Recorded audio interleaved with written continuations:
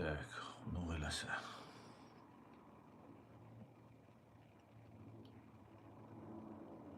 Момент.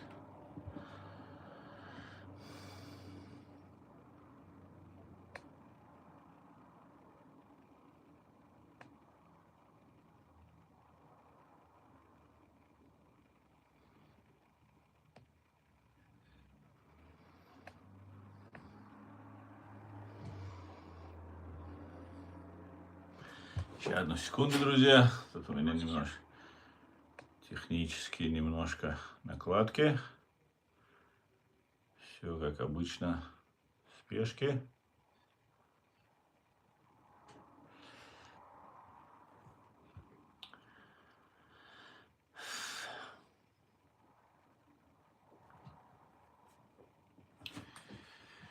Так, я вас вновь приветствую. Ассаламу алейкум. Витаю, друзья.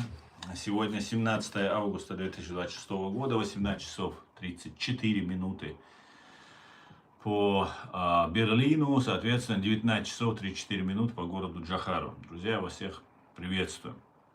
Всем тем, кто находится во временно оккупированной Ичкерии, либо в фашистской России, пожалуйста, заботьтесь о вашей безопасности, будьте осторожны, не распространяйте ссылку на наш стрим и не пишите комментарии, которые могут вас как-то идентифицировать. Сегодняшний свой стрим я назвал «Зачем журнал The Economist лжет? Ротшильды, война и ложь о чеченцах». Соответственно, такой же вопрос-опросник у меня для вас в чате YouTube. Также вы можете в TikTok отвечать на этот вопрос. Зачем журнал The Economist лжет? Первый вариант. Натравить русских на чеченцев. Обелить Кадырова и Путина. Второй вариант. И третий. Скрыть информацию о массовом принуждении в Ичкерии людей на войну против Украины. И четвертый вариант. Это иной вариант. Вы можете сами выбрать. И я вам сразу хочу объяснить, о чем речь, чтобы вы понимали. Дело в том, что это The Economist, это британский еженедельный журнал, который в этом году еще принадлежал в марте Ротшильдам, семье Ротшильдов, ее семейному фонду. И не все, 26%, около 27% принадлежало, а 43% принадлежит другой компании, крупнейший акционер Exor. Это холдинг итальянской семьи Аньелли. Вот такие вот данная информация об этом журнале. Так, и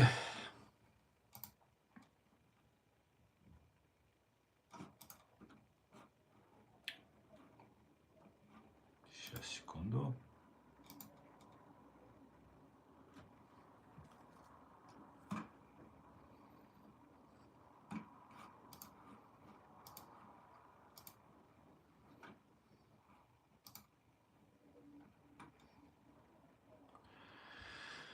Итак, статья, о которой мы будем сегодня говорить, эта статья вышла 11 августа 2026 года под заголовком Chechenian boss cheers on Russian war, but quietly avoids it.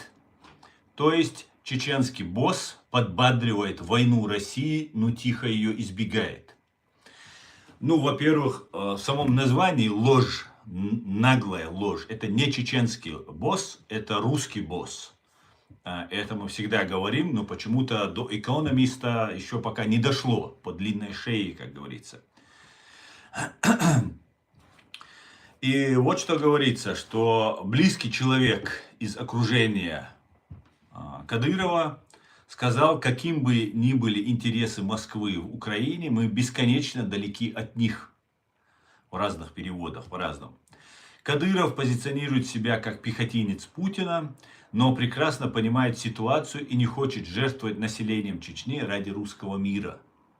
В апреле 2026 года Кадыров заявлял о подготовке отправки более 70 тысяч военнослужащих.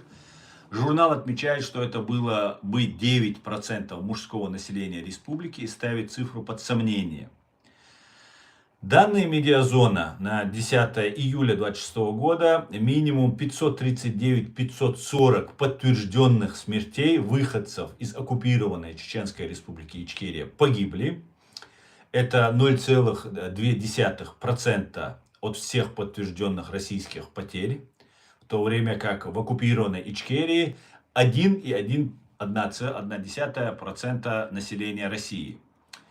Журнал объясняет расхождение влиянием Кадырова, который ограничивает участие республики. Я хочу сказать, что это, конечно же, наглая ложь. Дело в том, что по нашим данным, по данным Human Rights Center Ичкерия, с начала СВО, широкомасштабного вторжения фашистской России в Украину, так называемого СВО, погибло, получили ранения или пропали без вести, что тоже можно практически считать погибшими, потому что трупы не забираются. Еще весной этого года у меня была информация, я ее публиковал у себя на сайте Human Rights Center Ичкерия, и также публично об этом заявлял. Около 10 тысяч убитых, пропавших без вести и раненых. То есть, если приблизительно посчитать 50 на 50 погибшие и раненые, то около 5 тысяч убитых и пропавших без вести, вероятно. Вот такая вот ситуация, друзья. А нам заявляют о каких-то 500... Сейчас, одну секунду.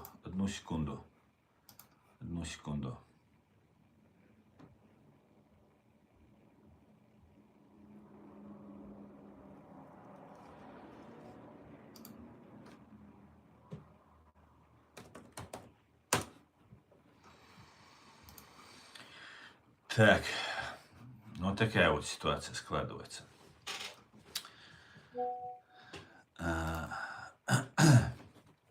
Вот такая ситуация. И нам экономист нагло, представьте, какая-то бабка анонимно нашептала на ушко, что Кадыров не посылает. И такие, развесив уши, журналисты или пропагандисты из Economist, развесив уши, поверили и быстро написали такую фигню, скажем прямо.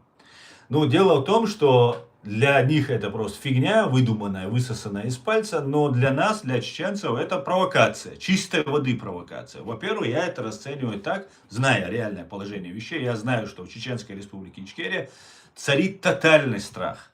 Люди, которые находятся в Чеченской Республике Ичкерия, несмотря на то, что вы видите разных блогеров, там Тамаев, Асхаб какой-то там миллионер, там деньгами сорится, розы там раздает. Потом вы можете видеть каких-то карикатуристов, вот этих клоунов, которые там разные там вещи там делают.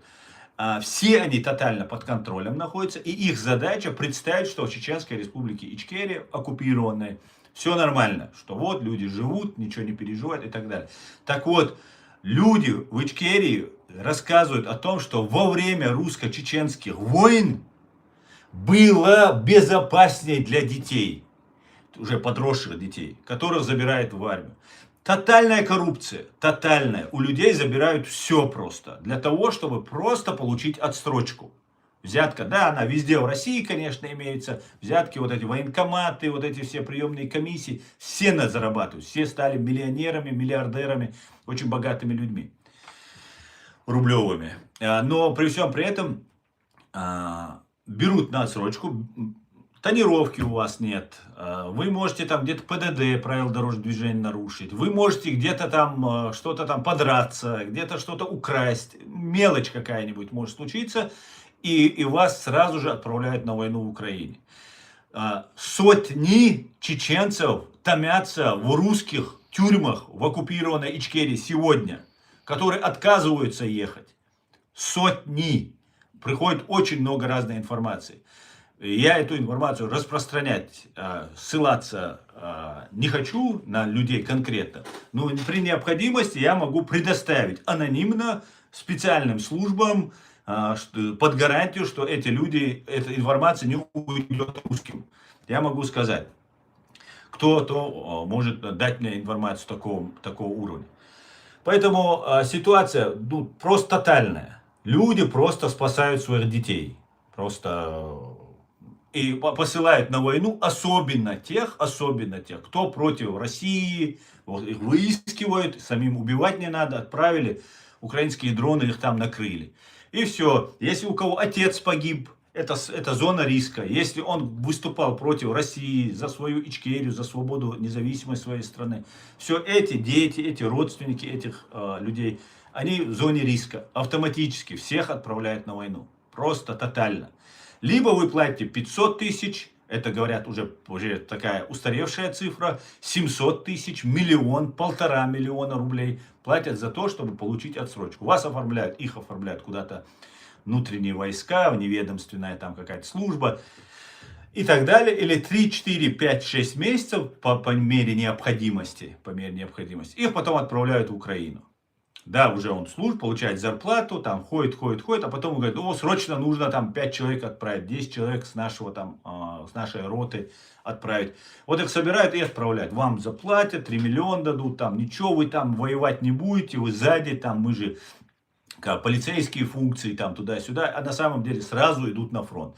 Особенно те, кто попадает в Министерство обороны фашистской России. Вот они идут. И вот это, то, что сейчас пишет Economist, это просто вопиющий факт для того, что, и это у меня вопрос, и теперь вам он, наверное, понятен этот будет вопрос. Зачем журнал The Economist лжет? Натравить русских на чеченцев, а сейчас русские постоянно ищут, кого бы сделать виноватым. Да, понимаете? Потому что русские сами же не могут быть виноватыми. Они на Россию, они на Украину не нападали. На Украину напали какие-то там кадыровцы, инопланетяне, буряты, кто угодно. Но только не русские. Они туда грабить Украину не ездили, они вернуть ее в родную гавань не хотели, ничего не хотели. А виноваты чеченцы. И идет подготовка. И сейчас Economist очень удобно рассказывает это. Кстати говоря, вот позавчера, когда был стрим с Идиговым, да, в субботу, позавчера это было, как раз мы обсуждали, он рассказывал о том, это видео есть у меня на канале в YouTube, где разговор идет с чеченцем, который перешел на сторону Украины, бывшим сотрудником там какой-то там Ахмат Север или как-то Ахмат Юг, не помню, из какого-то из вот этого российского подразделения. И он подробно рассказывает, как все это происходит. Несмотря на это, Economist так берет и просто так лепит такую информацию. Одна из версий — натравить русских на чеченцев. И сейчас русские будут говорить, ага, вы как помните, как против Гитлера, когда депортацию, когда чеченцам сделали русские, как они объясняли, что мы Гитлеру коня подарили. Белого коня, скакуна мы Гитлеру подарили. Дело в том, что Гитлер и немцы не были на территории Чечни. Вообще, Чеченской республики вообще немцы не были. Там скидывался десант, говорят, и все, на этом все ограничилось. Бомбардировки были, Моздок, Грозный, все там бомбилось, все нефтяные заводы, все нефтяные фабрики, где хранились мазут, бензин, нефть, дизель, все это сжигалось, но непосредственно на земле немцы не были. И депортировали в 1944 году, когда уже немцы нацисты находились уже в Европе и уже отступали. За то, что якобы мы подарили какому-то коня. И сейчас отличный повод дает Economist сказать, так это смотрите, они же лжецы, они же рассказывают о том, что они типа пехотинцы, они воюют за нас и так далее. И то есть это сейчас просто на Кадырова скажут, потом Кадыров, как обычно, отойдет в сторону, и все достанется чеченскому народу. Так обычно бывает, когда впереди козел-провокатор, который ведет на бойню. Он отходит в сторону, остальных убивают. Вот, в принципе, в эту канву ложится то, что делает Economist. Обелить Кадырова и Путина. Второй вариант, который я задаю вопрос. Обелить его, то есть показать его, на самом деле, я за то, чтобы туда не посылали. Надо делать все возможное. И у Кадырова единственный реальный способ, если бы он был бы независим и свободен, это его единственный способ, это не отправлять чеченцев на войну. Отправлять тотально всех. тотально, просто даже не передать насколько, понимаете? Русско-чеченские войны, вот в это время, люди говорят, было не так страшно за своих детей, как сейчас. Тогда можно было куда-то вывести этих детей. Для матери 18-летней это как 8-летний ребенок. Для нее разницы нет, или 20-летний. На какую-то войну, откуда не возвращаются. Понимаете, оттуда не возвращаются. Эта война проиграна. С первых дней она проиграна. Стратегически она проиграна Россией. Поэтому оттуда никто не вернется. Третьего, ну и Кадырова и Путина. Что вот типа они, хоть они, конечно, творили геноцид над чеченцами, но теперь они вот одумались и вот спасают себя. Реально это их спасло бы. Ну, хоть в чем-то отчасти. Да, что если бы сейчас они чеченцев не отправляли бы. Но посмотрите, сколько строят домов. За все 26 лет, как Путин пришел к власти, и там последние 15-20 лет уже оккупации Чеченской Республики Ичкерия, они не построили ни одного квадратного метра социального жилья для продажи там, и так далее. Там, может, кому-то отдельно дарили, там, Кадыров пиарился и так далее. Но не строили. А сейчас строят. В Очхой-Мартане строят, в Гудермесе строят, в Грозном строят, в Джахаре, бывшем Грозном. Для чего? Для СВОшников. Для СВОшников это делается. Они возвращаются, им сразу жилье, квартиры, и рядом компактно усаживают, чтобы в случае чего можно было легко их мобилизовать, собрать. Туда же одновременно всех террористов из сектора Газа тоже туда же привозят, тоже им выдают квартиры, дома их расселяют. То есть делается там военные с опытом, воевавшие в Украине, они должны остаться врагами для Украины, потому что Украина их будет разыскивать, и они тоже, воевавшие против, ну, соответственно, не любят Украину. Так происходит, когда вы попадаете на войну, ваши друзья погибают, вас стреляют, вы автоматически начинаете ненавидеть тех, даже если они ни в чем не виноваты. Вот так ведется работа. Вот так ведется работа. И, может быть, для обеления идет. Ну, и третий вариант — открыть информацию о массовом принуждении. То есть они хотят размыть эту информацию, сказать, что нет, там Кадыров говорит одно, но никакого страха нет. Я предлагаю журналюге, пропагандисту из Economist, который написал вот эту свою вот эту записульку, поехать там и пожить. Убрать свой британский паспорт, английский паспорт и пожить просто так, чтобы как обычный гражданин. Как быстро бы он изменил свое мнение. Вот я хотел бы по этому поводу сегодня сделать заявление и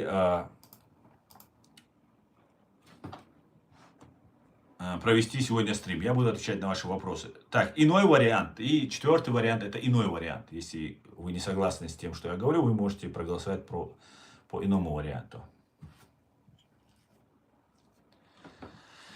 Так, давайте посмотрим, что нам пишут.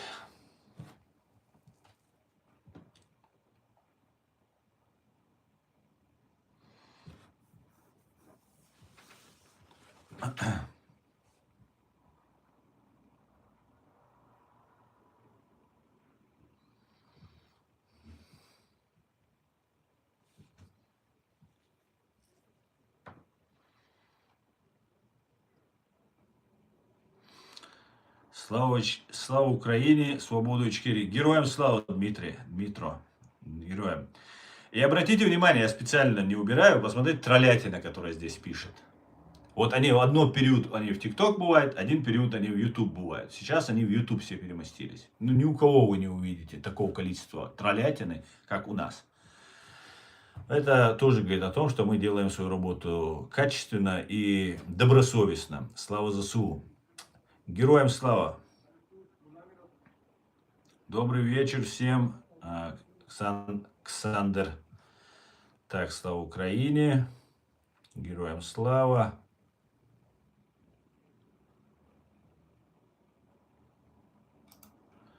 Если у Капантика подгорает, значит вы правильно все делаете. Слава Чили и Джахару. Героям слава. Шторм Шадоу. Героям слава. Я думаю, пишет мистер Шомутепе, я думаю, что хотят натравить русских на чеченцев и еще обелить Кадырова и вообще кремлевский режим. Короче, все сразу, всех зайцев хотят одним выстрелом. Да, это будет очень такой хороший повод сказать, ага, когда мысра, если они закроются, и чеченский народ останется, как на Западе хотят. На Западе не хотят развала России. Понимаете? На Западе хотят сохранить Россию, но только чтобы был договороспособный. Понимаете, что Путин уже вышел за берега, и теперь нужно какого-нибудь Ходорковского посадить, какого-нибудь там Яшина, Машина, другого КГБшника, ну, который будет под ними ходить и не будет рыпаться особо сильно, будет выполнять все, что говорит. Вот они к чему готовятся. Хотя Путин тоже под ними ходил.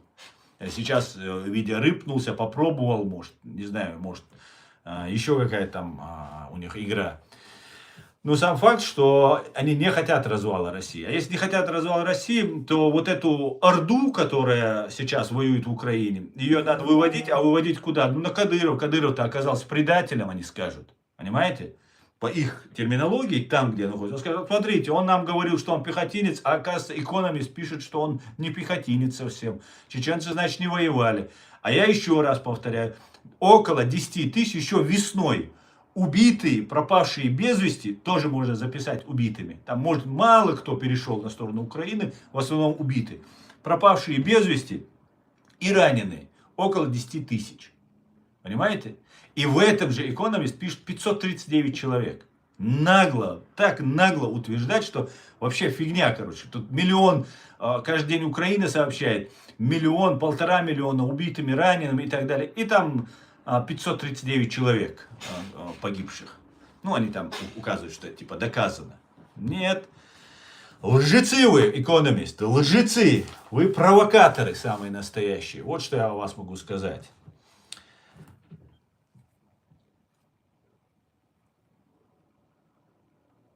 Так.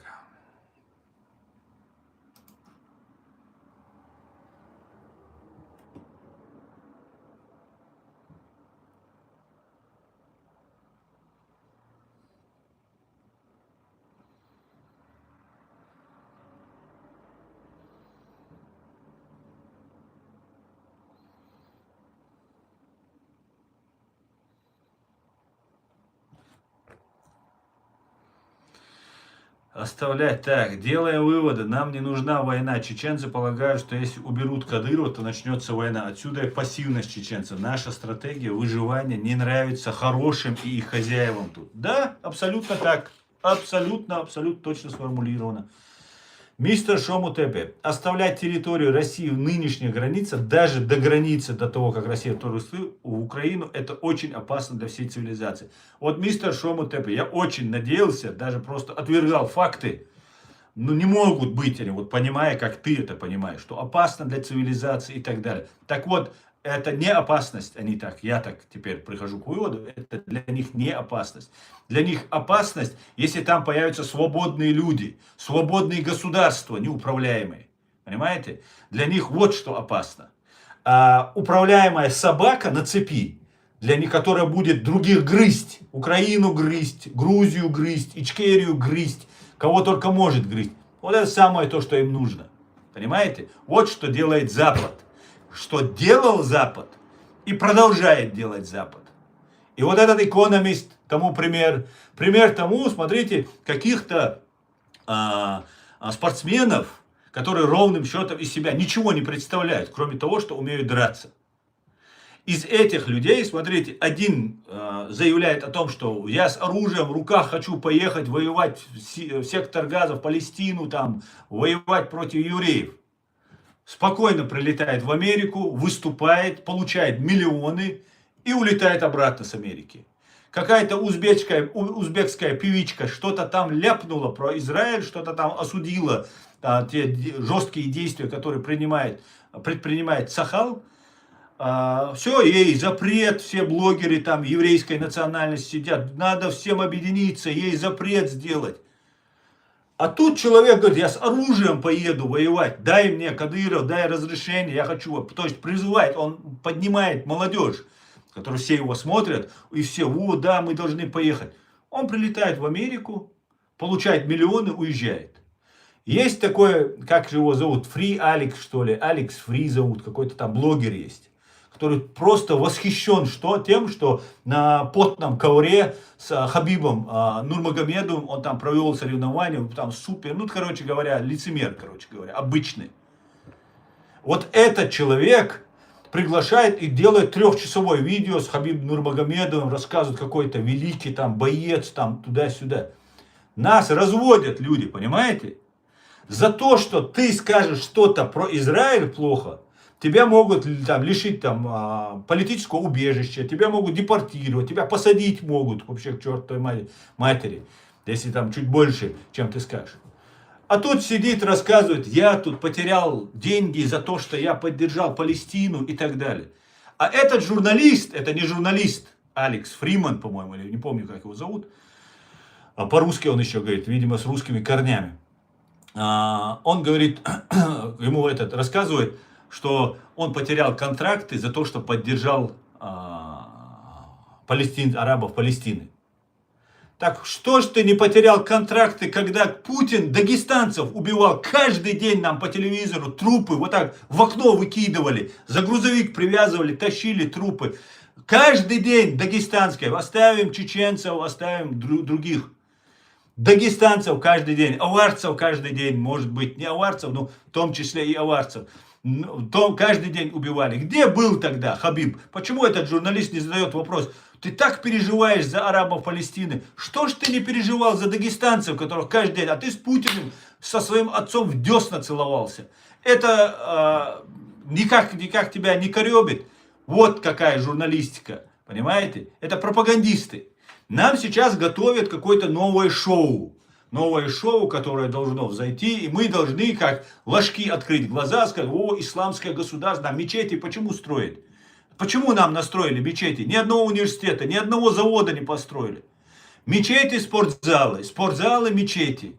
То есть ты должен стать инструментом в руках вот этих так называемых сильных, которые свои газы даже в себе удержать не могут, сильных мира всего, понимаете? Вот что нам предлагают сделать. Зачем они строили столько мечетей? Они же так ненавидят мусульман, они же так ненавидят ислам, они так ненавидят единобожие. Зачем они столько мечетей настроили? А для того, чтобы оболванивать людей, представлять радикальными исламистами и так далее. Потому что скоро будет новое переформатирование всего мира. Новая архитектура будет. Россию опустят ниже плинтуса. И Китай, и Запад должны будут между собой драться. Ну, как бы драться. Драться они не будут, они будут там как бы драться, а драться будут малочисленные народы, какие-нибудь полезные идиоты, которые будут использовать. Что с той, что с этой стороны. Вот что готовят. И для этого нужно Дагестан, Ингушетию и Чечению, дичь, если сократить, их нужно исключить. В первую очередь, конечно, речь идет о Чеченской республике, государстве, которое оккупировано Россией. Вот к чему они нас ведут. Вот к чему вот этот экономист делает вот такие вот вбросы. А потом будут рассказывать, вы белого коня Гитлеру подарили. Ага, вы на войне не воевали, а 10 тысяч убитых, без вести пропавших и раненых, куда мы денем? Теперь Кадыров будет хороший, или это Кадырова будут гасить, а русских натравливать? Да смотрите, они же такие. Для этого это делается. Ну зачем так нагло лгать? То пока Далаздинду, мы пока еще не умерли, пока живы, все видим и молчать не собираемся. Давайте дальше.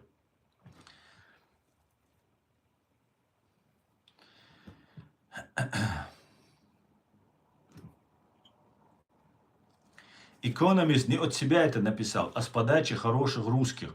Это очень серьезное издание, и за ним стоят очень влиятельные люди. Напомню, что за Ходором стоят Ротшильды. Ну вот этот экономист также стоял до марта 2026 года, то есть несколько месяцев назад, 29% принадлежало Ротшильдам, и значит они имели влияние и возможности. Ну, значит, Ходоры, наверное, работают. Ходор с оружием в руках хотел ехать убивать чеченцев, потому что это его, понимаете? Там какой-то бич пролил кровь, просто его убили чеченцы за то, что он пришел их убивать. Из-за этого бич Ходор считает, что земля моя, тысячелетняя наша земля, она какого-то бича Ходора. Ходор, наверное, попутал, что у русских нет никакой земли, ничего у них своего нет, и думает, что у нас тоже все бесхозное. У нас каждый метр посчитан, Ходор делал. Бич ты самый настоящий, да? Убийца. Убийца, заказные убийства на Ходоре висят, понимаете? Ходор убил, люди Ходора убили, люди Михаила Ходорковского, который здесь изображает из себя и в ПАСЕ, в этот притон для встреч с ФСБ приглашают Ходора, Кутаева, Гудкова, короче, весь цвет КГБ приглашается туда. Стукачи, действующие или действовавшие офицеры, кадровые офицеры приглашаются. И вот с кем общается Запад, ПАСЕ общается. Понимаете? Нам какую-то демократию, права человека, там Россия какое-то страшное зло, мы должны все остановить Россию. А сами с этими нас обманывают они. Они хотят сговорчивых ослабить, убить как можно больше россиян, сделать их нищими, убить их. Почему Украина бьет по заправкам и по Валберес? Поэтому есть еще Озон, есть еще Яндекс, есть еще много каких-то площадок, где можно бить. Нет, но зато какой эффект, да, дым, горит, о, ужас какой, Россия все падает, падает уровень благосостояния россиян. А уровень Путина и миллиардеров КГБ, ФСБ, МВД, военных только увеличивается. Миллиардеров в России стало больше. По ФСБ ни разу не ударила Украина. Россия бьет по гражданскому населению, убивает украинских женщин, детей. За все это время Украина не бьет по ФСБ. Знаете, как бьет? Пограничников они ударили. ФСБ это самые страшные ФСБ. Они Лубянка координаты не знают, или Кремль где не знают, находят. Но это эскалация будет. Какая эскалация будет, если вы и так бьете везде? Если каждый день людей убиваете, военных убиваете. Где какая еще больше эскалация может быть? Уже война идет. А нам рассказывают, вот нет, по ФСБ не бьют. Вот сейчас ударят, вот сейчас ударят. Понимаете? Тогда, когда в Курск заходили, заняли, захватили там сколько-то 20 или 40 или 50 там пограничников, ФСБшников. Да, ну, конечно, слабоватенькие ФСБшники, но тоже оттуда же. И там 2 чеченца. Украинские средства массовой пропаганды рассказывают о том, что захвачены 2 чеченца, 2 кадыровца, то кадыровцы задержаны. Там 50 ФСБшников, они их не упоминают вообще. Просто ФСБ нельзя упоминать. 24 августа, День независимости Украины 2025 года, ФСБшник Алексей Титов взорвал в детском центральном магазине на Лубянке, центральный детский магазин на Лубянке, самоподорвался на самодельном взрывном устройстве, которое он закладывал к 1 сентября, чтобы убить российских московских детишек. Ни один украинский пропагандист до сих пор эту тему не поднял. Сколько я об этом говорил, сколько писал. А если бы там Алексей Титов не самоподорвался бы, то тогда бы все повесили бы на украинских националистов и патриотов. Сказали, это они уже, наверное, задержаны где-то уже, или должен был быть задержан, уже был 100% был какой-то подготовленный как жертва украинский националист, который должен был бы взять эту ответственность на себя. Просто Алексей Титов самоподорвался. Просто Бог оказался на стороне Украины. Но ни один пропагандист до сих пор в Украине. Все они сидят, жуют одну и ту же тему, рассказывают. Гордоны, мордоны, все. Никто эту тему не поднимает. Ни разу не затронул эту тему. Почему? Почему? Вот столько вот. Если посмотреть, кто является начальником Алексея Титова, вы сразу можете определить отдел, круг лиц, который занимается террором, убийством людей, убийством детей, в том числе российских. Для них нет ни российских, ни украинских. Для них есть только вот цель уничтожать, убивать. Это людоеды самые настоящие. Понимаете? А нам Экономист тут рассказывает, ой, да это там ничего особенного, там чеченцы не гибнут. Это оказывается, это лидер, оказывается. Чеченский, это босс, оказывается, чеченский, по Экономисту. Нет, это не чеченский босс. Это ваш босс, Экономист. Ваш. Это ваш царь. Понимаете? Нам он не босс. Мы вам Кадырова царем дарим. Дарим настоящего рыжего Кадырова вам. Царя мы сделаем вам. Будет вам царь. Зачем вам? Так, давайте дальше.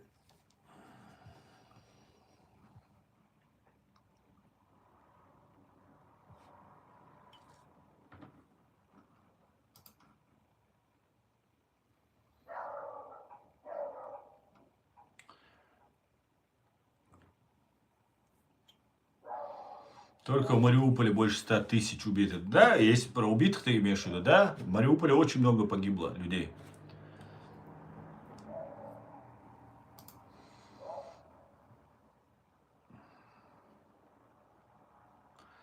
Шек дамуал оцен, хитер чек дердат свой аудал, дат халахсан, икункир гош болчаре, ходерере, кузадерге, дадулшду. Дал мукла, дадулшамаду, эссе, дал мукла, дадулшамаду. Но харвай доузич цахелара и другой проблем. У нас нет информационного ресурса, который постоянно, четко, грамотно, новостной, чтобы он был, аналитический был, чтобы все события просто мы могли оперативно, быстро и честно, объективно получать информацию. У нас это проблема, у нас не хватает этого. Я теперь буду больше не пропускать, все уже. Я и так очень был занят, очень вынужденно пропускал, больше постараюсь не пропускать, хотя от меня это уже практически не зависит, потому что нужно работать, нужно платить налоги, нужно содержать гамбургскую полицию, ей платить налоги за то, что она меня не охраняет. Мне нужно работать. Да? Поэтому постараюсь, хоть брошу работу, буду сидеть там под забором, но буду вести свои стримы. Делать нечего, кидаум дать. Крымский мост стоит. Крымский мост тоже для чего-то стоит.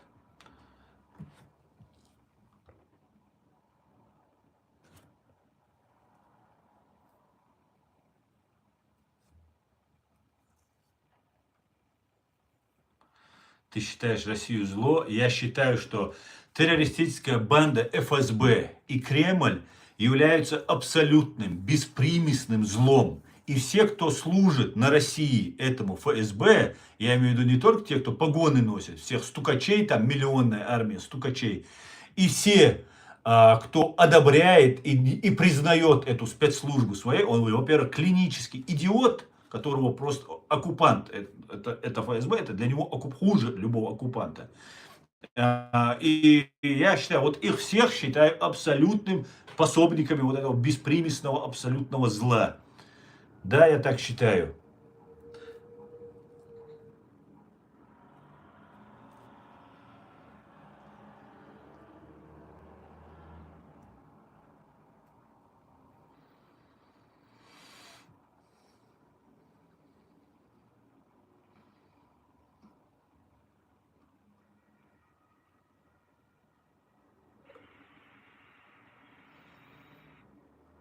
Так, приветствую.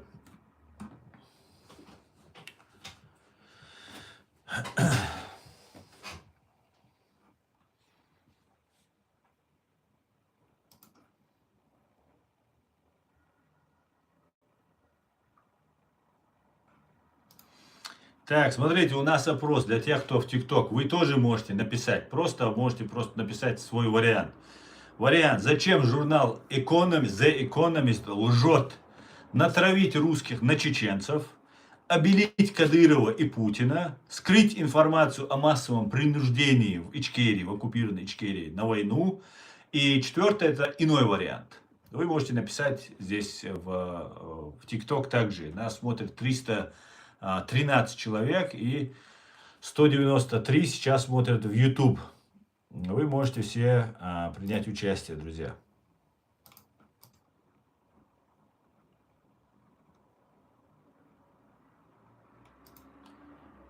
Так.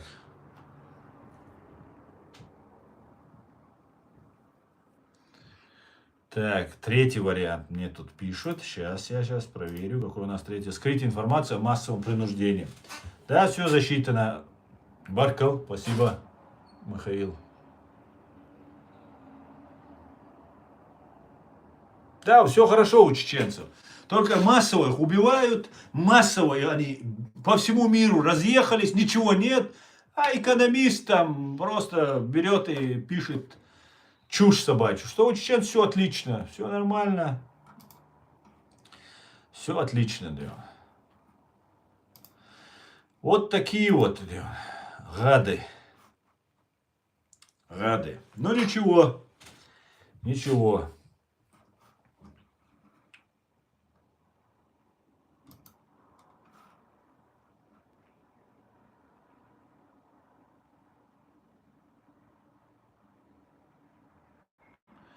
Они используют все ходы против чеченцев. Да, юзер. И самое главное, что здесь на Западе, вот смотрите, опять же про этих спортсменов мы говорили. Вот выступал вчера еще один спортсмен, там выиграл, и сзади поднимает российский флаг.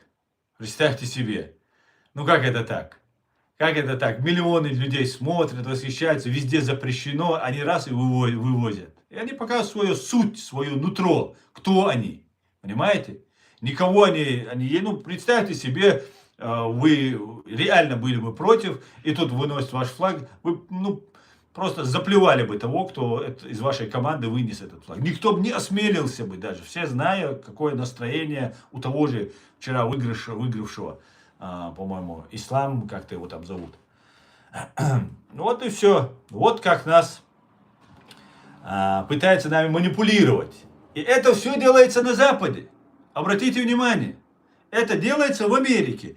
То есть узбекскую певичку за что-то она сказала. Я точно не знаю, я сейчас не берусь точно цитировать, что она там сказала. Я помню, что какие-то еврейские блогеры там, давайте объединимся, давайте ее накажем.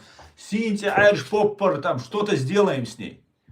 Бойкоты, никаких концертов ей туда-сюда. Спокойно приезжают, Трамп приходит, там за руки пожимает, там они все присутствуют. Ну, значит, они все заодно. Понимаете? Значит, они все заодно. Понимаете? Вот чем они занимаются.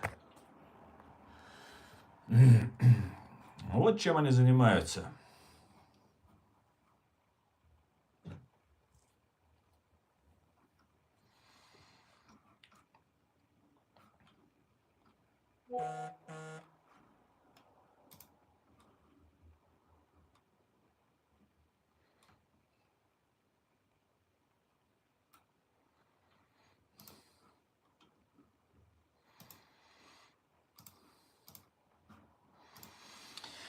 Так.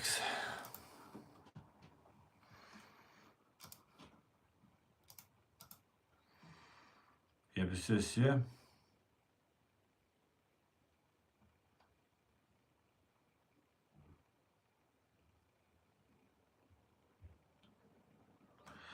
А дураки россиянские пишут, что ли, про референдумах. Да уже весь мир знает, чего стоят ваши референдумы. Абсолютно верно. Али, по-моему, да, если я не ошибаюсь. Знаете что? Сейчас, ну, в Крыму был, да, референдум, так называемый. Референдум был, когда Гиркин сам рассказывал, мы с автоматами выгоняли всех там туда-сюда, чтобы проголосовали депутатов, они всех собирали там и так далее. И потом какой-то референдум у них был.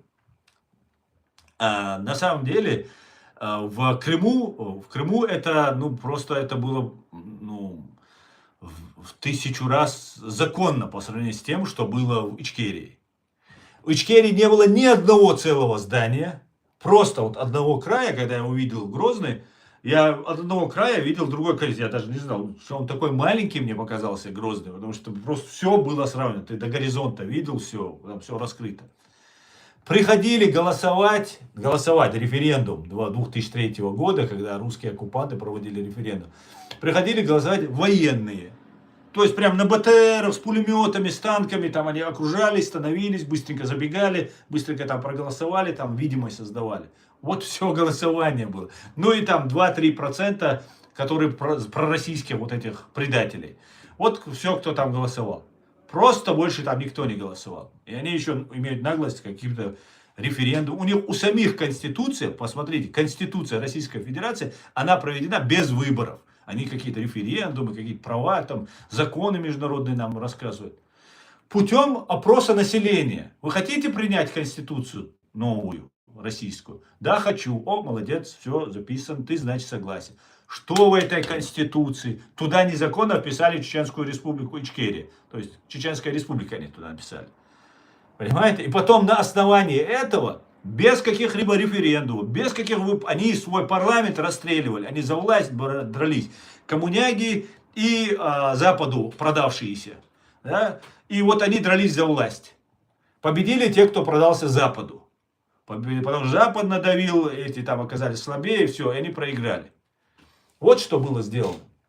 А конституция их, российская конституция, она путем опроса населения. Просто по улице вышел с микрофоном, с ручкой, с листочком. Так, вы за конституцию? Да, за конституцию. А вы, и вы, за новую демократическую? Да, окей. Все, вот какая была. А кто вы такие нам указывают про какие-то референдумы? Мы будем говорить со всеми о референдуме, кроме вас. Вы вообще не имеете права на голос в этих вопросах. У вас нет права голоса. У вас нет ни конституции, ни страны. Вы находитесь полностью под оккупацией ФСБ. КГБ СССР, который вас миллионами убивает, отправляет на войны, что хочет с вами делать. Ну, не только не для русских, не для россиян, не для России делают. Для себя, для родных, для любимых. На Западе там войну начали, не поперло, украинцы отпор дали. Все, теперь военные пусть отдуваются. Все, военные во всем виноваты, военные должны все отвечать. Потом военные говорят, а подождите, а за что мы воюем тогда? За еще один унитаз Путина? Или там кого-то другого? Нет, подождите, мы не согласны. За что? Братьями мы их называем еще. Ну это какое свинство, какое варварство называть людей братьями и убивать их еще. Ладно, они нас называли там враги, там мусульмане, там другой религии. Хотя абсолютно никакой разницы не вижу. Но просто для понимания, для этого быдла. Ты же его братом называешь. Значит, ты идешь и брата убиваешь, значит. Ты понимаешь вообще, что происходит? Быдло. Ты понимаешь, что человек, который тебе называют по телевизору, твой Путин, говорит, это братья, это те же русские и так далее, а там реально и русские есть, которые гибнут каждый день, воюя против фашистской России. И вы идете их убивать. И тогда какой-то российский военный, там Иванов, да, посадили, Иванова посадили, кто там еще был? Еще там один был, который там Пригожину что-то автомат положил на это, как его зовут, Суровикин, что ли, по-моему, была. Ну, и тоже играл, наверное, как этот. Непонятно, там, не поймешь у них там. Один на другом сидят, там, сказки рассказывают. И Пригожин идет на деда какого-то. Имя не называет, конкретно ничего не говорит. Все поднялись, даже вон Кирилл Буданов, который Арти Грин, украинский военный, блогер, рассказывает, что это агент ФСБ, завербованный еще там в 2012-2011 году ФСБ. В Шереметьево, по-моему, или где-то Домодедово. Вы еще тогда поймали, завербовали и отправили, короче. И сейчас в Украине он уже сперва ГУР возглавлял целый. Просто по отношению к чеченскому вопросу можно понять, что из себя представляет Кирилл Буданов. А теперь он глава офиса. Представьте, другой глава офиса оказался за крупные взятки, там попался. И оказывается, был связан с гадалкой, который давал информацию, то есть год рождения якобы, и узнавал, можно его назначить на пост министра какого-то человека, кого назначить.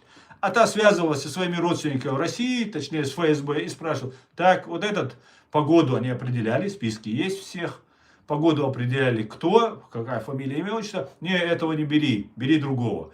И Ермак, который сейчас под следствием, делал так, как говорила ему гадалка. Это вот сегодняшние реалии Украины. Украина, армия, народ – это одно, власть, которая просто пронизана КГБшниками. Просто по каналу, по вот этим всем блогерам вы можете посмотреть, их пропагандистам. Гордоны, Карпенки, Золкины, Арестовичи. Смотрите, Арестович сидит, чушь разную нес с другим таким же Фейкиным. Уехал в Америку, ему санкции. То есть других забирают, привозят, даже в Монте-Карло людей ликвидируют за то, что с Россией там сотрудничают, где-то финансируют, по подозрению, что сотрудничают, а может и не сотрудничают вообще. Их в Монте-Карло подрывают, а этому санкции только. Вот вам ситуация, которая реально сложилась. Вот такая вот ведется работа. Ладно, давайте дальше.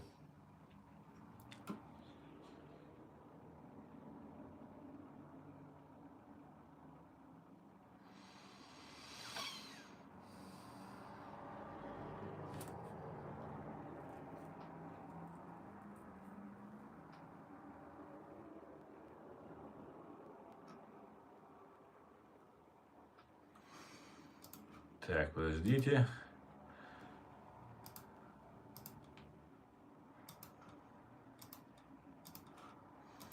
То они мне засоряют весь эфир, я ничего не вижу.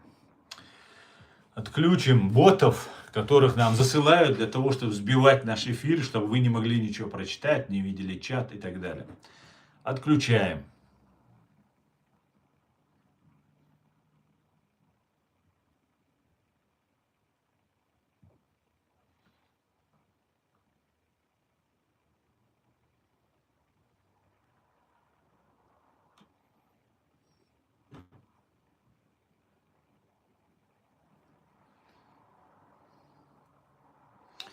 Валейк салам, Казахстан.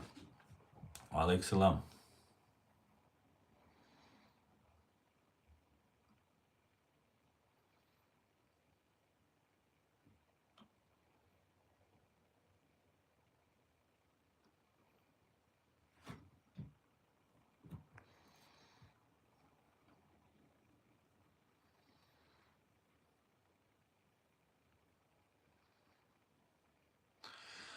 Джо Роган, комментатор UFC и сам Дана Уайт – это очень влиятельная современная политика США люди. Они буквально приближены сейчас к Трампу. Да, конечно, Трамп сам присутствует там. Понимаете? Трамп присутствует и с этими марионетками, спортсменами за руку здоровается, он их там раскручивает, потом берет вот этот Алекс Фриман или Лекс Фриман, не помню его.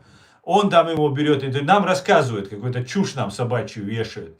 Значит, вы все, получается, заодно за геноцид чеченцев. Значит, и Англия, и США, и Европа. Значит, вы все, значит, были вместе с русскими, когда геноцид делали чеченцев. Значит, это ваш совместный проект убийства чеченского народа. Так получается. Если вы сейчас настаиваете, тот же Путин, которого вы сейчас врагом, там, страшным человеком называете, тот же Патрушев, который также сейчас убивает, равняет Мариуполь, совершает Бучу и все остальное. Каждый день убивает украинцев, бомбит мирных, автобусы, троллейбусы, просто людей убивают. Те же люди, которые убивали чеченцев. Тогда, значит, они были хорошими, сейчас они плохие, и сейчас их просто подвинуть, и все, что они плохое тогда сделали, это все было нормально, хорошо. И теперь нам нужно поставить новых вот этих марионеток. Знаете, как Иране они сейчас хотели. Посмотрите, Америка, раньше Великая Америка, которая всегда стремилась к свержению диктатуры, борьба с рабством, с диктаторством, с несправедливостью и так далее. Посмотрите, террорист в Сирии, террорист, самый настоящий, кого, большего террориста назвать никого нельзя. А Шара сейчас у них там друг, и Трамп говорит, принимает его за руку, 100% их человек. Если его приглашают, за руку здороваются и так делают. Что дали Сирии? Сирии дали демократию? Нет. Сирии дали нового диктатора, по которому она будет еще выть и выть, эта Сирия, бедный сирийский народ. Посмотрите, что делали с Ираном. С Ираном что делали?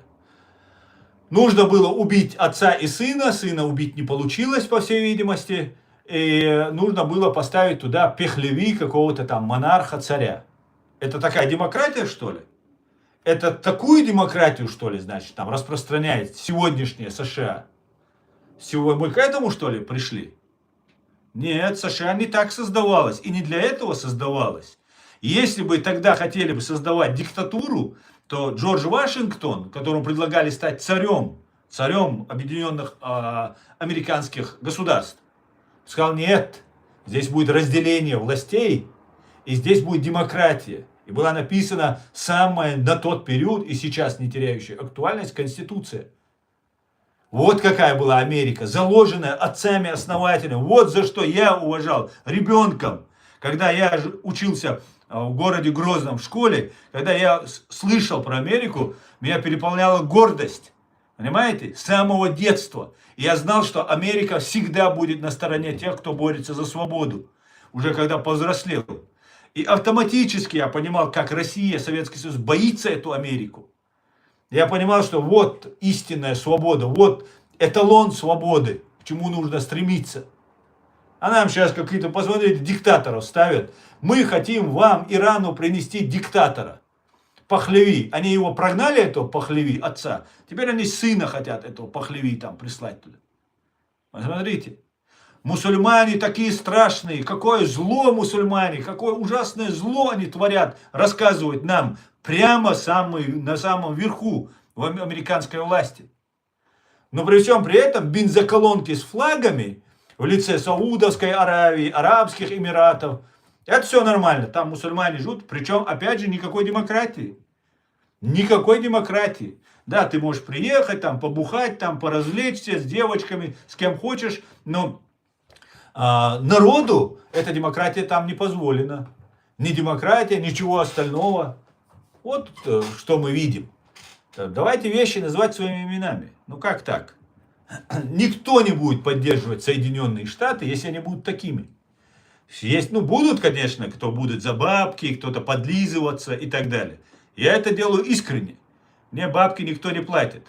Но если будет так, то нафиг мне тогда сдалось. Я вышел на путь, я потерял все, что у меня можно, все, что было у меня. Начиная от родственников, там, дальними, близкими, все находятся в тотальном просто положении. И мне что теперь, продаваться что ли кому-то? Да пошли вы больные что ли вообще на голову? Вы что думаете, вам это все с рук сойдет что ли? И вы думаете, Бога нет на этой земле что ли? Нет, конечно, вы ошибаетесь. Да, у Трампа проголосовали, потому что думали, он будет против элит. А он оказался их троянским конем. В Америке готов голосовать за любого, кто против элит. Даже за мусульман. Все поменяется. Да, все меняется. Но какой кровью, какими потерями, какими усилиями все это происходит. Я думаю, в Сирии сейчас стоит именно американская и европейская марионетка. Это куда лучше, чем если бы была какая-то русская марионетка. Нет, то, что там была русская марионетка, то это понятно. Да, мы все, выступая, сколько на митинге ходил, поддерживал сирийский народ. Но я не поддерживал, чтобы террориста, которого просто массово обзывали, все, был террорист, а тут раз и обелили его. Как это так? Как, вот, куда годится? Трамп говорит, я его поставил. Но почему-то Турция говорит, что это они его поставили. И как это так получается? Турция, Израиль враги, люто ненавидят друг друга. А потом берет, Турция ставит этого, и потом он как бы враждует дальше. Как это? Вот просто взрыв мозга. Что тут происходит? Игры, обман. Самый настоящий обман. Просто, понимаете, сидят, договариваются и плевали они на все. Понимаете? Турцию не вини, говорит Бандеровка. Для меня нету неприкасаемых. Для меня неприкасаемый только народ. Правительство любого государства я буду критиковать. Независимость, как я отношусь к этим народам, а я ко всем народам отношусь хорошо, к некоторым особым уважительно отношусь, но на все народы отношусь хорошо. Но правительство, они должны заслужить то, что они заслуживают. И вам, Бандеровка, и вам, дякую. Я давно предполагал, что Россия колония США. Юзер, FG, я, знаешь, на самом деле, я только тут понял, насколько колония США, колония Запада и Великобритании. Я думаю, больше, чем даже США, Великобритании колония. Путин, точнее, так сказал. Понимаешь? Лекс Фридман, да, его звали, Лекс Фридман.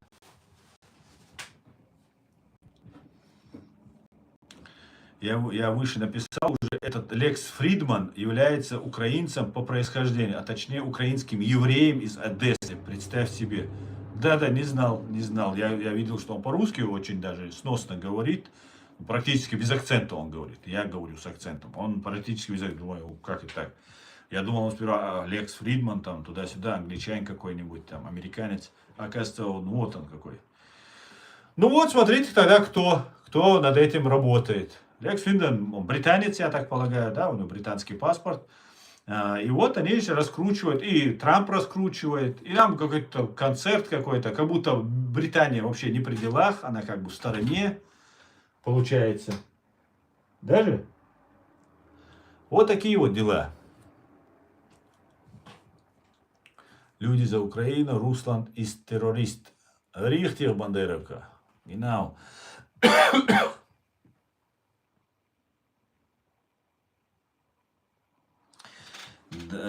Из Сирии до сих пор не вывели войска России. Не только не вывели, они теперь совместно будут там тренироваться. Понимаешь? Представьте себе. Россия устроила геноцид сирийского народа, а они базы тут не выводят, они будут совместно с ними тренироваться. То есть те же асадовцы. Асада вывели, суд заочно приговорил к высшей мере наказания Асада. Ну и что, живет себе там в Москве, играет в игры, сидит там, и все, что ему кто-то, какой-то суд там вынес, его что, кто-то депортирует или кто-то его будет задерживать. Нет. Все, спектакль. Положили кучу, миллион сирийцев положили, и все.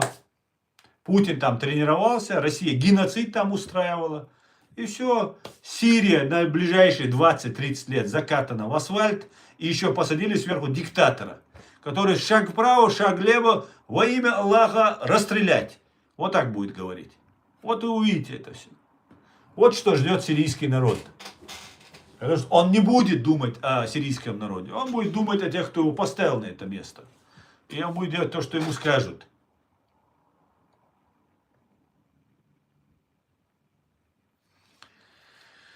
Так, спасибо. Что здесь?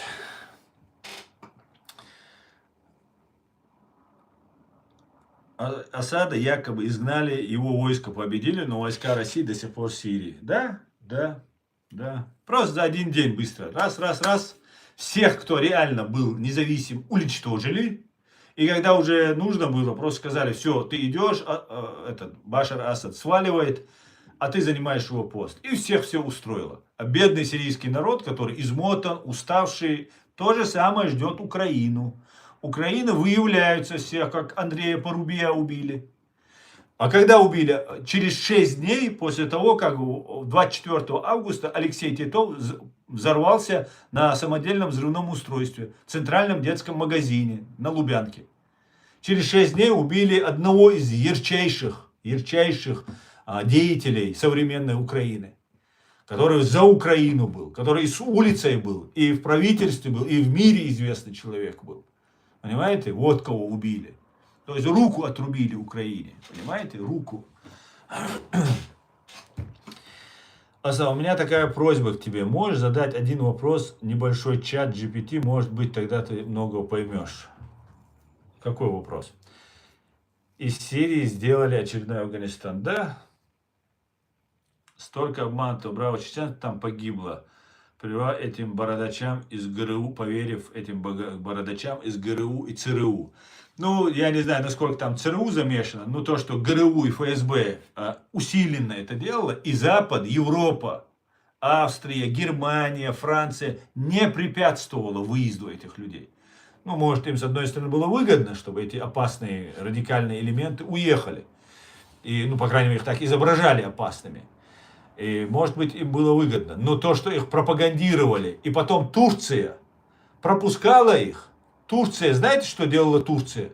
Россияне давали документы, делали документы людям, которых они считали неблагонадежными и так далее. Хотя, я думаю, они своих агентов туда отправляли. Ну и, может быть, таких тоже. А таких они убивали, скорее всего. Они своих агентов отправляют. Довозят до границы с Турцией. Турция запускает спокойненько.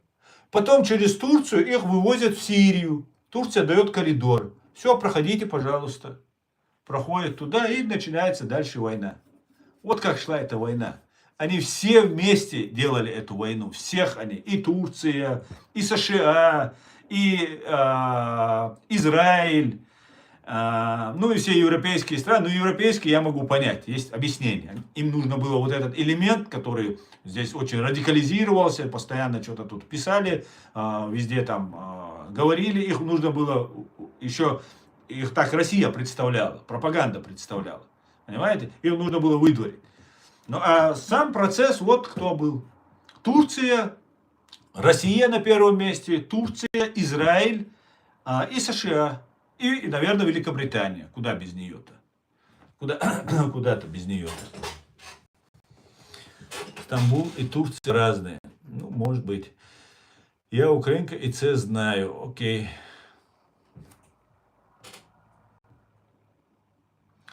Сириец чистый за Украину. Конечно, реальный сириец, реальный человек, он знает, что Россия с ними сделала. Понимаете? Но сейчас, когда их довели просто до ручки, когда они все уставшие, выдохшиеся, да, вот тогда, ну что тебе остается делать? Только молчать, надежда. Я тут разговаривал с этим сирийцем, с врачом. Он говорит, ну мы очень надеемся. Ну а как вы, не знаю, очень надеемся. Ну а что им еще делать? Башар Асад сбежал, ну слава богу. Нового диктатора посадили. Где демократия? Где они вышли за демократию, сирийцы? Первые, в 14, 13, 12 годах это было, когда у них там начиналось. Первые люди выходили за демократию, за права, за то, чтобы народ решал свою судьбу. Понимаете? А им быстро эту демократию, их всех поубивали. Начали нам рассказывать про каких-то радикалов, про исламистов, там туда-сюда. И всех представили, и всех туда едет, представили радикальными исламистами. Потом ИГИЛ появился, тоже очень интересная такая организация. Самая антимусульманская. За все времена, за всю историю человечества большего антимусульманского, антиисламского движения, организации просто не придумать просто. Насколько они 95% их жертв убиты это мусульмане. Понимаете? Не говоря уже о репутационный ущерб, это на 100 лет вперед они нанесли.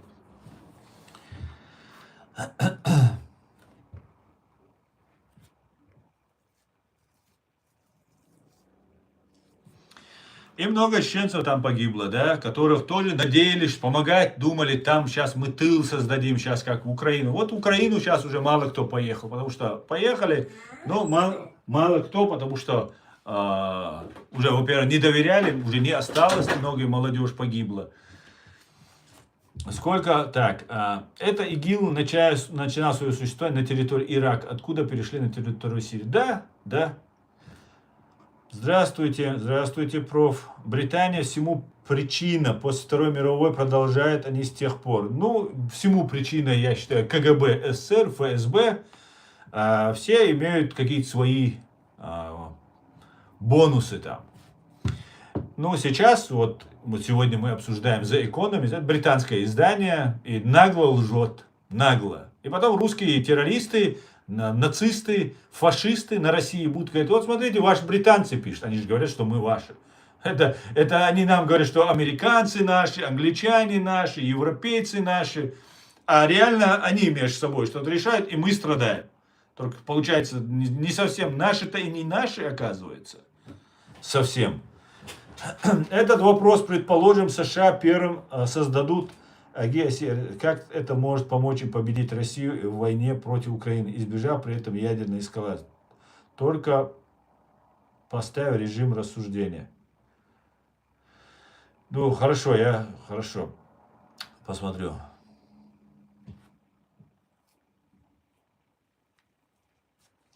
Лучше задай именно ChatGPT. Хорошо, сейчас я его сохраню, а потом задам.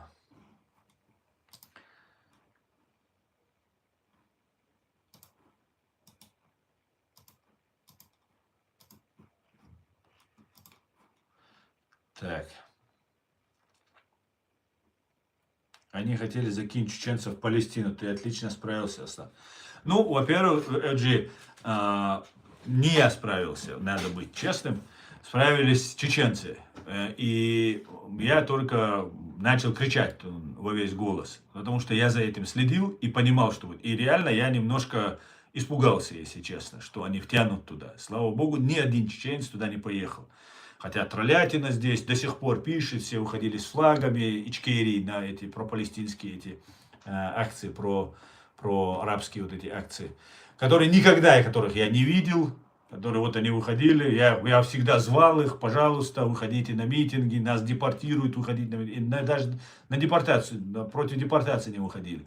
А тут ни за сирийцев не вышли, сколько мы с украинцами на митинги ходили в поддержку Сирии, сирийского народа. Ни одна вот эта сволочь не вышла. А тут резко все вылезли. Да, и тогда было. И на самом деле это был, во-первых, у нас был опыт уже после Сирии. Это тоже очень хорошо дало свои плоды. Нет худа без добра, как говорится. Уже ученые, так сказать, были. Амдерой уже отсюда. Ну и, конечно же, адижанский народ уже вышел. Немножко вышел. И то сейчас постоянно работа ведется. Опять оболванить, опять где-то обмануть. Понимаете? Так, давайте. Меня сирийц знает українську мову. Є продажні люди, і, конечно, есть. Є ждуни, є. Широ вам дякую. И вам, Бандеровка, и вам. Так, друзья, я свой стрим закончу. Свой сегодняшний эмоциональный стрим, потому что слишком много сегодня событий, и хотелось докричаться. Я надеюсь, докричался. Все эти пропагандисты, которые причастны к этой статье The Economist, я передаю вам большой пламенный, идите за русским кораблем. Поэтому я надеюсь, буду думать. Вы, Петрушенко, мир вашему, твоему дому и вашему миру. Салам алейкум. Алейкум ассалам. Это значит мир вашему дому. На этом я свой сегодняшний стрим, друзья, закончу. Хочу подвести итоги голосования. Зачем журнал The Economist лжет? Ну, я полагаю, здесь голосовали не только мы, но и троллятина, которой здесь очень много. Так, натравить русских на чеченцев 24% ответили. Обелить Кадырова и Путина 19% ответили. Скрыть информацию о массовом принуждении на войну против Украины ответили 16%. Иной вариант больше всех 41%. На этом я свое голосование заканчиваю. Спасибо всем, кто принимал участие. Участие принимали там 227 человек. К сожалению, смотрело и 300, и 500, но проголосовало всего лишь 227. Ну и на этом спасибо. Я на этом свой стрим заканчиваю. Спасибо, что смотрите, поддерживаете. Завтра постараемся с Аядом Идиговым выйти в очередной наш стрим на платформе открытого диалога информационно-аналитического центра Президиума правительства. Всего самого хорошего. Слава Украине. Все будет Ичкерия. Адикюэль Маш Ойль. До свидания, друзья.